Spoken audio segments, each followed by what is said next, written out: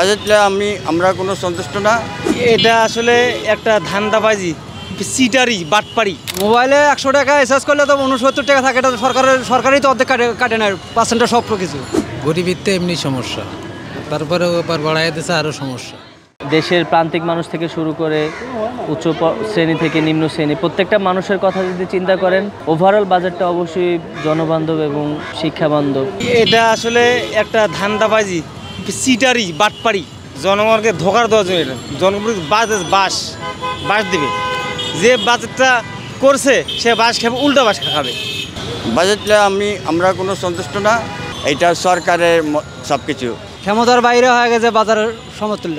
যে ইনকাম করি মাছ মাংস হাটের তো যাবারই পাই না, পোলাপানো খাওয়ামুখী আর কি করমুখী আর নিজে আয় করমুখী, আমাদের এগুলো দিতেই সব কিছু শেষ হয়ে যায়।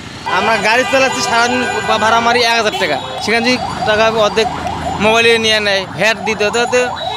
এই বাংলাদেশ না থাকার চেয়ে না থেকে ভালো। সরকার এটা খুব খারাপ করছে, ভালো করে নেই।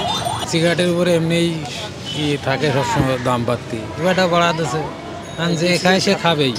আমরা আগে তেল কিনছি 40 টাকা 80 টাকা কেজি, এখন তেল কিনতে হয় 160 টাকা কেজি।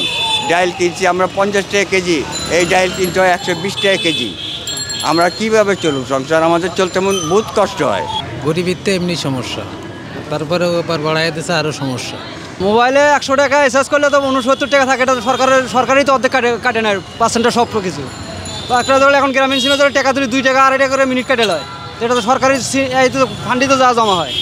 নিত্য প্রয়োজনীয় যে জিনিসগুলোর দাম বাড়ানো হয়েছে, ওই জিনিসগুলোতে ফোকাস না করে কর রাজস্ব যদি বাড়াইতে হয়, তাহলে আমার মতে মনে হয় যে জিনিসগুলো আসলে আপার লেভেলে বিলং করে, বিলাসবহুল যে দ্রব্য পণ্য, ওই জিনিসগুলোতে মনোযোগ দেওয়া উচিত।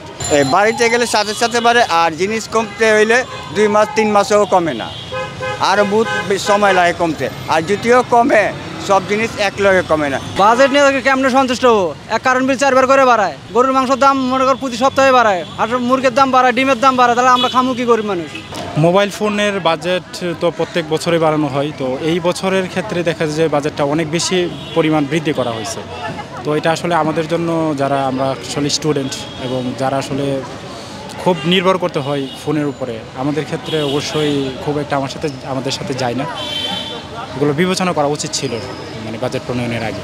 ডাল ভাত খাওয়া তো বাঁচতে পারতেছি না এখন। যে মসুর কাল তেল কিনছিলাম মনে করো 80 টাকা কেজি, সেই তেল হচ্ছে 220 টাকা কেজি, 200 টাকা কেজি, তাহলে আমরা কেমনে বাঁচবো গরিব মানুষ?